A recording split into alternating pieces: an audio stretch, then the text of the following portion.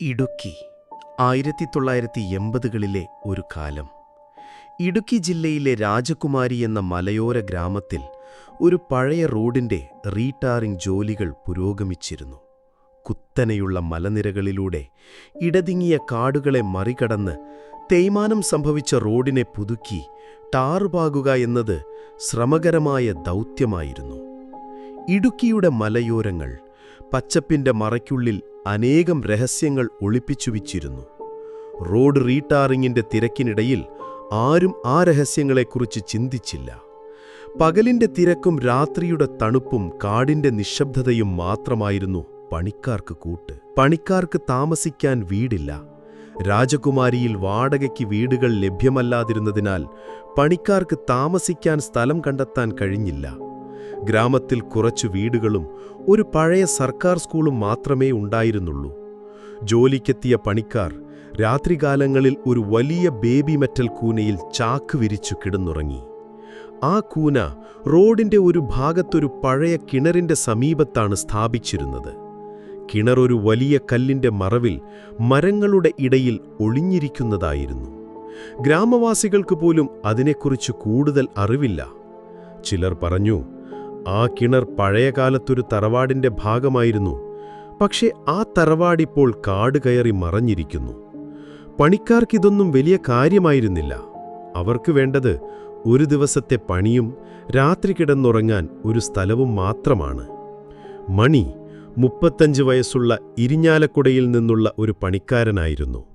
തന്റെ നാടായ ഇരിഞ്ഞാലക്കുടയിൽ നിന്ന് രാജകുമാരിയിലെ റോഡ് റീടാറിംഗ് ജോലിക്കായി വന്ന മണി കുടുംബത്തിനു വേണ്ടി പണം സമ്പാദിക്കാൻ ആ ജോലിയിൽ ഏർപ്പെട്ടു. മറ്റുള്ളവരെപ്പോലെ അവനും രാത്രി കൂനയിൽ ചാക്ക് വിരിച്ച് കിടന്നുറങ്ങി. പക്ഷെ ഒരു രാത്രി എല്ലാം മാറിമറിഞ്ഞു. ആ രാത്രി മണി ഒരു വിചിത്രമായ സ്വപ്നം കണ്ടു. ഒരു പെൺകുട്ടി വെളുത്ത മുണ്ടും ബ്ലൗസും ധരിച്ച് നനഞ്ഞ മുടിയുമായി അവന്റെ അടുത്തേക്ക് വന്നു. അവളുടെ മുഖം വ്യക്തമല്ലായിരുന്നു. പക്ഷെ അവളുടെ കണ്ണുകൾ, ദുഃഖം നിറഞ്ഞ തിളങ്ങുന്ന കണ്ണുകൾ മണിയെ ഉറ്റുനോക്കി. വാ, എന്റെ കൂടെ വാ എന്നവൾ മന്ത്രിച്ചു. മണി സ്വപ്നത്തിന്റെ മായാജാലത്തിൽ അവളെ അനുഗമിച്ചു. അവൾ അവനെ കിണറ്റിന്റെ അടുത്തേക്ക് കൊണ്ടുപോയി.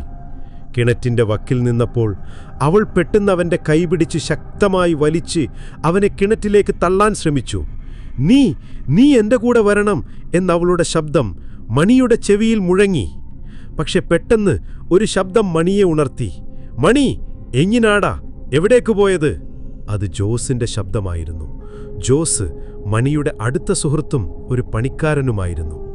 മണി കണ്ണു തുറന്നപ്പോൾ താൻ കിണറ്റിന്റെ വക്കിൽ ഒരു കോൽ മാത്രം അകലെ നിൽക്കുന്നത് കണ്ടു. അവന്റെ ശരീരം വിറച്ചു. ജോസ് ഒരു ടോർച്ചുമായി വന്ന് മണിയെ പിടിച്ചു വലിച്ചു മാറ്റി. പിറ്റേന്ന് ഈ സംഭവം പണിക്കാർക്കിടയിൽ വലിയ ചർച്ചയായി. രാജകുമാരിയിലെ ഒരു മുതിർന്ന കുഞ്ഞമ്മ എന്ന വൃദ്ധ ഈ കഥ കേട്ടപ്പോൾ മുഖം വിളരി. അത് അവൾ ദേവു, അവർ മന്ത്രിച്ചു. 10 വർഷം മുമ്പ് ആ കിണറ്റിലൊരു പെൺകുട്ടി ആത്മഹത്യ ചെയ്തു. ദേവു എന്നായിരുന്നു അവളുടെ പേര്. തറവാട്ടിലെ ഏക മകൾ. ഒരു പ്രണയനൈരാശ്യം അവളെ കിണറ്റിലേക്ക് നയിച്ചു. അന്നുമുതൽ ആ കിണർ ശപിക്കപ്പെട്ടതാണ്. രാത്രി അവൾ അവിടെ പ്രത്യക്ഷപ്പെടും. തന്റെ ദുഃഖം പങ്കിടാൻ മറ്റുള്ളവരെ കിണറ്റിലേക്ക് വലിച്ചിഴയ്ക്കാൻ ശ്രമിക്കും. പണിക്കാർ ആദ്യം ഈ കഥ വിശ്വസിക്കാൻ മടിച്ചു.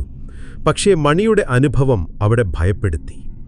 രാത്രി മെറ്റൽ കൂനയിൽ കിടക്കുമ്പോൾ കിണറ്റിന്റെ ഭാഗത്തുനിന്ന് വരുന്ന വിചിത്രമായ ശബ്ദങ്ങൾ, ഒരു ചെറിയ പെൺകുട്ടിയുടെ കരച്ചിൽ, ചെറിയ കല്ലുകൾ വെള്ളത്തിൽ വീഴുന്ന ശബ്ദം എന്നിവ അവർ കേട്ടു. ചിലർ രാത്രി ഒരു വെളുത്ത രൂപം കിണറ്റിന്റെ സമീപത്ത് നിൽക്കുന്നതായി പറഞ്ഞു. റോഡിന്റെ റീടാറിംഗ് ജോലികൾ മന്ദഗതിയിലായി. പണിക്കാർ രാത്രി ജോലി ചെയ്യാൻ മടിച്ചു. പകൽ പോലും കിണറ്റിന്റെ സമീപത്ത് ജോലി ചെയ്യാൻ ആരും തയ്യാറായില്ല. ടാർ പാകുന്ന യന്ത്രങ്ങളുടെ ശബ്ദം കാടിന്റെ നിശബ്ദതയെ ഭേദിച്ചപ്പോൾ എന്തോ ഒരു അസ്വസ്ഥത എല്ലാവരുടെ മനസ്സിൽ നിറഞ്ഞു. ഒരു ദിവസം ഒരു പണിക്കാരൻ കിണറ്റിന്റെ അടുത്തൊരു പഴയ വളയുൾപ്പെടെ ചില സ്ത്രീകളുടെ ആഭരണങ്ങൾ കണ്ടെത്തി. അത് ദേവുവിൻ്റേതാണെന്ന് ഗ്രാമവാസികൾ പറഞ്ഞു. മണി ഈ സംഭവത്തിന് ശേഷം ഒരിക്കലും ആ കിണറ്റിന്റെ അടുത്തേക്ക് പോയില്ല. പക്ഷേ രാത്രി അവന്റെ സ്വപ്നങ്ങളിൽ ആ പെൺകുട്ടി വീണ്ടും വന്നു. നിനക്കെന്നെ മറക്കാൻ കഴിയില്ല എന്നവൾ പറഞ്ഞു. മണി അവിടെ അടുത്തുള്ളൊരു പൂജാരിയെ കണ്ട് ചില മന്ത്രങ്ങൾ ചൊല്ലി കിണറ്റിൻ്റെ അടുത്തൊരു ചെറിയ പൂജ നടത്തി. പക്ഷേ ദേവുവിൻ്റെ ആത്മാവ് ഇപ്പോഴും അവിടെയുണ്ടെന്നാണ് ഗ്രാമവാസികൾ വിശ്വസിക്കുന്നത്. ഇന്ന് മണി തൻ്റെ നാടായ ഇരിഞ്ഞാലക്കുടയിൽ ജീവിക്കുന്നു. അവൻ ആ കഥ ഒരു ഭയപ്പെടുത്തുന്ന ഓർമ്മയായി മാത്രം പറയാറുണ്ട്.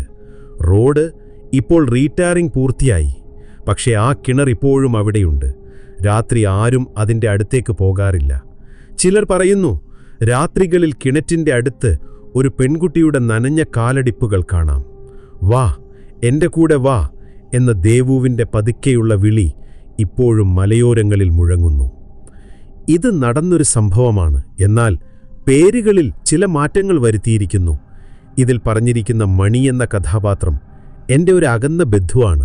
ഒരു വിവാഹ വീട്ടിൽ വെച്ച് ഞങ്ങളോട് അദ്ദേഹം പറഞ്ഞ കഥയാണിത്.